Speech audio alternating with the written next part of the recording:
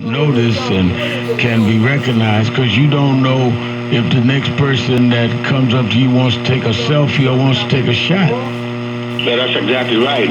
We were just, leaving. I just left, in fact, the meeting, our regular Wednesday meeting of the Congressional Black Caucus. And clearly, there's not a person around the room who has not been threatened at one time or another. I know that I have several times, and so it's security in this day and age is extremely important. There's a lot of individuals who are nuts out there, and you never know who is and who isn't. When we look at what took place with, for example, Gabby Gifford some years ago, you can never be too careful, and you want to make sure you get on top of these things to prevent something from happening, as opposed to as opposed to letting something happen first. And that's what we were talking about also. And I think that the unity that we talked about here on the Hill was that, when you go after one of us in a violent way in that regard, you're going after all of us, no matter whether you're a Democrat or a Republican or an independent. To that degree, we're all one family, in that regard. Violence of this nature cannot be tolerated. I know that it's very early. We don't know whether or not he had legal weapons, whether this goes into gun control.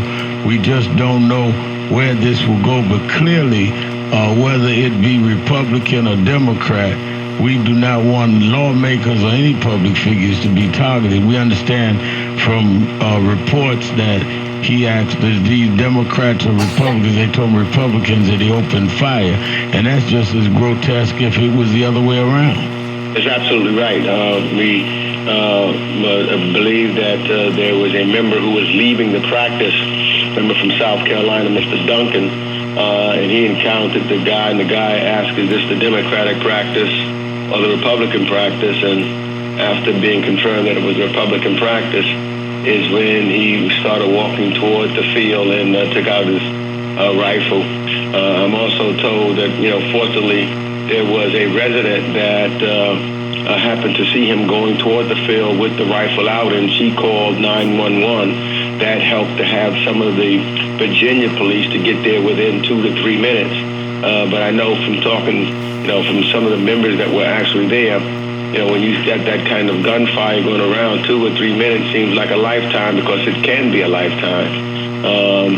And they keep talking about the heroic efforts of the 2 Capitol Police, that even while one was shot, he was still shielding and firing and taking down the assailant before there could be further loss of human life and anyone else being shot. So we are really thankful around here for the Capitol Police. And, I can recall when I first came to Congress where there was 2 Capitol Police officers that were killed when somebody was trying to enter into the Capitol. So,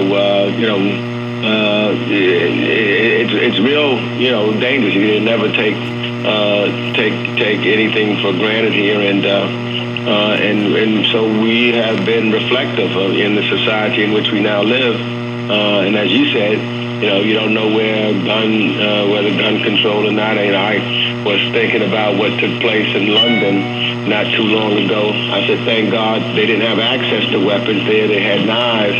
And because I keep mourning Pastor Bell of the deaths in Manchester.